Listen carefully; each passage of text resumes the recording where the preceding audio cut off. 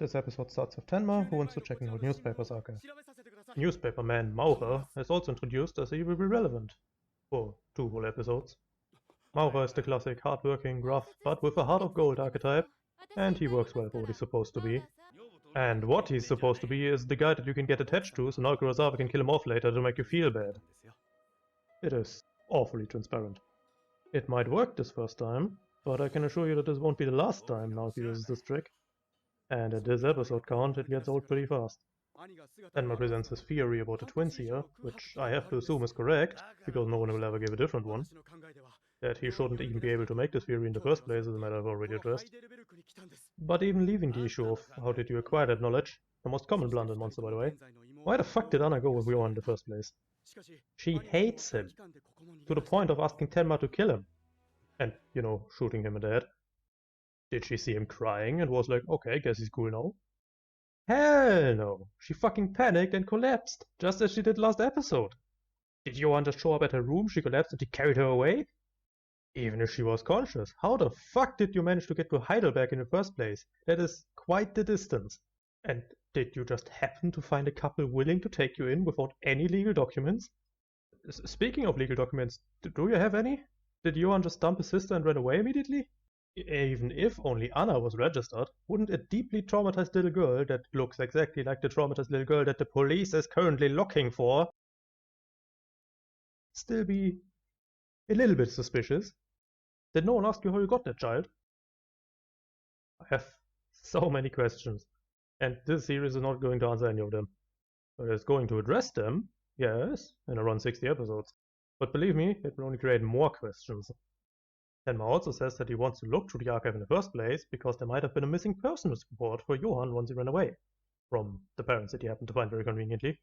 Which is highly unlikely because the police would have found that one as well, right? Right? Maurer decides to help Tenma, gets all the files, and Tenma starts searching. During these events, the Demon Soul soundtrack plays. これが没原稿と資料のファイルだ。ありがとうございます。はあ、日本のお辞儀ってやつかい。どういたしまして。言っとくが、くだらねえ話に関わってる時間がも。Cut back to Anna and her friends, who tell her not to worry about Otto. He said that he isn't the guy who emailed her. Which is not actually a reason to not apologize for seemingly fainting upon his arrival, by the way. Your friends are kinda awful. I doubt that one is intentional, by the way, it's just monster dialogue. Anna then talks to her counselor about this event, where she mentions that what she felt when she saw Johan was absolute evil. Oh god. She also says that she feels like her memories will return if she sees him again, to which her counselor actually agrees for some reason. As if there's any indication besides Anna feeling nostalgic when looking at this guy, that he has anything to do with her past. But thankfully enough tells her to pursue a different goal anyway. I will ignore this whole nightmare deal because dreams don't work like that. Maurer treats Tenma to breakfast after a collapse searching for clues, and during that he reveals himself as a based Sigma male on the grind, while Tenma further establishes himself as a pathetic bitter. Jokes aside, his advice is actually sound, even if completely uncalled for. Also, if you wonder what any of that has to do with the story, absolutely nothing. It's some nice character work and dialogue ones though, so at least there's that. Then we see Anna's foster parents decide to just not tell her she's adopted. I think it's kinda fucked up to just decide to lie to your daughter for her die alive. But it doesn't matter for the rest of the story anyway, since these two are going to die soon. The lady herself gets another email from Johan, telling her to meet him tomorrow, 1900 at Heidelberg Castle. Cut back to Maurer, who now helps Tenma do his research, despite even lampshading himself, it makes no sense for him to do that. I guess he's just so nice that he helps a random stranger. Instead of his co-workers, who actually need it. Guess he fell for Tenma's irresistible charm. Also, Tenma now finds the missing persons report, and from the additional information, they figure that the twins' birthday is tomorrow. The only ways that the Fortners could have known Johan's birthday are either asking him, which would imply that he stayed long enough to answer such questions, or asking Anna, which would also mean that they stayed long enough for her to no longer be completely out of it. That is weird though. How did the police not find the twins if they stayed long enough to reveal personal information? I highly doubt the Fortners only asked about birthdays straight away. Also, if the Fortners asked for information, wouldn't they notice that these two are identical to the twins of the apparently really noticeable Mr. Liebert, who has been on the news multiple times? I guess not.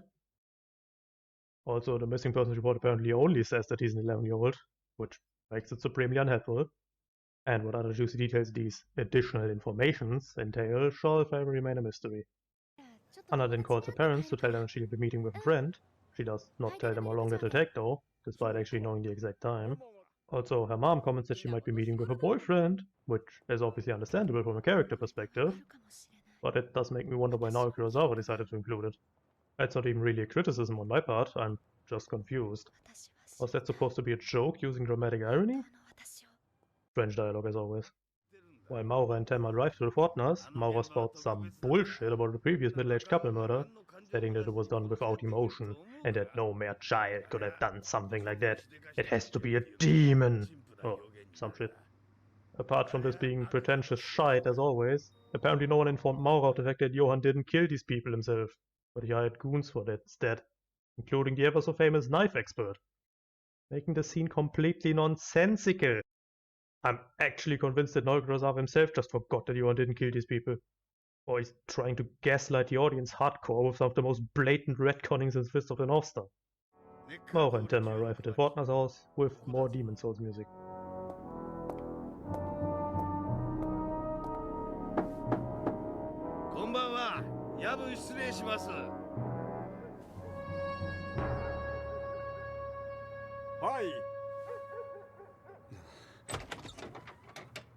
When Maura looks at Mrs. Fortner, I thought that he was reminded of his own wife that left him, feeling a little sting being reminded of the family he's lost.